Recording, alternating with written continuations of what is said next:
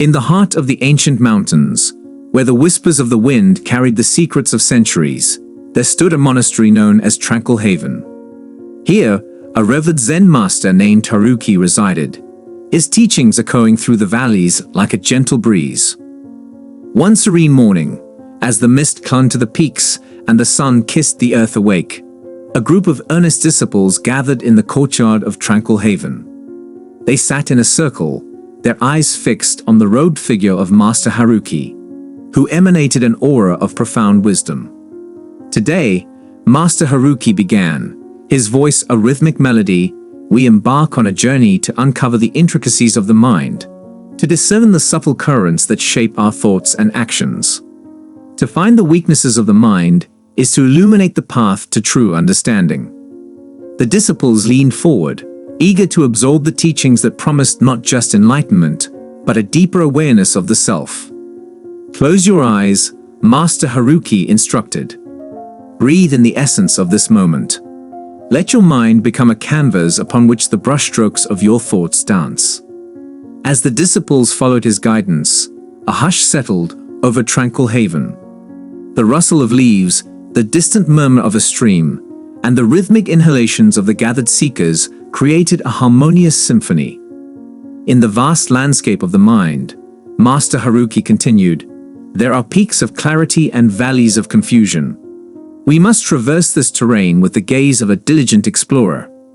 To find the weaknesses, one must first recognize the patterns that emerge. With the skill of a storyteller, Master Haruki wove a narrative that transcended time.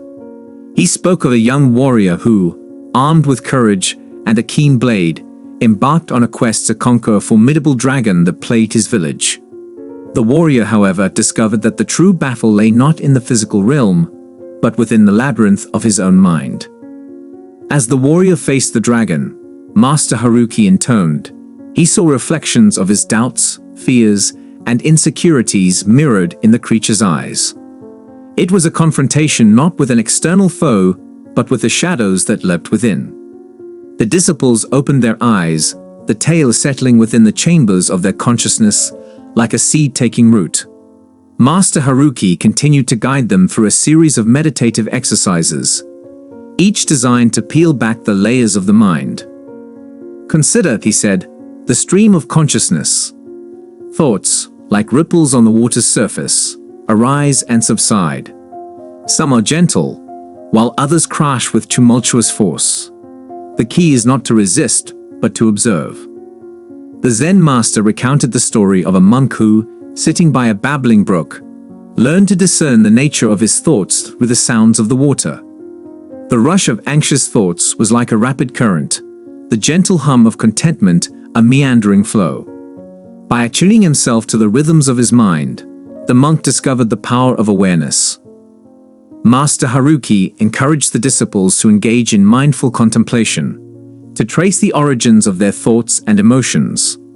The courtyard became a laboratory of introspection, where the seekers examined the tapestry of their minds with a newfound clarity.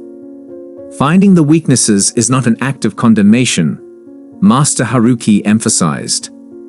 It is a compassionate exploration, a journey into the recesses of the self with the intention of transformation. He spoke of a garden tended by an old gardener, whose hands, weathered by time, knew the soil intimately. In this garden of the mind, the gardener plucked the weeds of negativity, nurtured the seeds of positivity, and observed the delicate balance required for growth. The sun asked across the sky, casting shadows that danced with the ebb and flow of the teachings. Master Haruki, sensing the readiness of his disciples, beckoned them to share their insights. Each spoke of revelations, of moments of vulnerability and strength uncovered in the silent landscapes of their minds. As the day unfolded, Master Haruki led the disciples through a series of koans, paradoxical riddles designed to transcend logical thinking. These enigmatic queries, like keys turning in the locks of consciousness, opened gateways to deeper understanding. Consider the sound of one hand clapping, he posed, his eyes gleaming with a knowing twinkle. In the silence between the claps, what do you discover about the nature of sound and emptiness? The disciples grappled with the koans, their minds navigating the intricate maze of paradox. The purpose was not to find a definitive answer, but to foster a state of mind that transcended the limitations of ordinary perception. As evening draped tranquil haven in hues of amber and indigo, Master Haruki gathered the disciples beneath a gnarled oak tree. The time had come for the culminating tale, a story that encapsulated the essence of finding the weaknesses of the mind. In a distant village, he began, there lived a potter known for crafting vessels of exquisite beauty. One day, a traveler sought the potter's guidance, expressing a desire to mold his own destiny. The potter, wise and weathered, welcomed the traveler into his studio. The story unfolded with the potter guiding the traveler's hands, molding a lump of clay into a vessel. The potter explained, the clay represents the raw material of your mind. To find its weaknesses, you must shape and mold it with intention and attention. As the traveler shaped the clay, he felt the resistance and pliancy, the vulnerabilities and strengths. The potter, observing keenly, spoke of the transformative power of awareness. The vessel you create, the potter said, will hold not just physical form, but the echoes of your thoughts and emotions. Study it, for in its imperfections, you will find the roadmap to understanding the intricacies of your mind. The tale resonated with the disciples, the metaphorical clay becoming a symbol of their own minds. Master Haruki invited each disciple to mold a vessel under the moonlit sky, their hands guided by the wisdom imparted throughout the day. As the disciples worked, their concentration etched lines of focus on their faces. The courtyard, illuminated by lantern light, became an alchemical space where the raw material of consciousness transformed into vessels of self-discovery.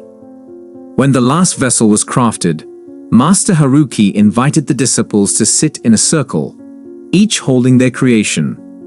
The vessels varied in form, each a unique expression of the sculptor's journey within. The master observed the array of vessels, a silent acknowledgement of the individual paths taken. In the weaknesses of these vessels, Master Haruki intoned, we find the beauty of imperfection.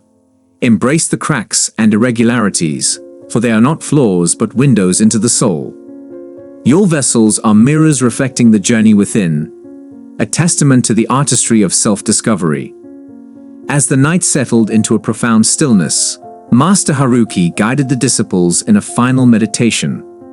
The vessels cradled in their hands, the seekers closed their eyes, allowing the wisdom of the day to integrate into their beings.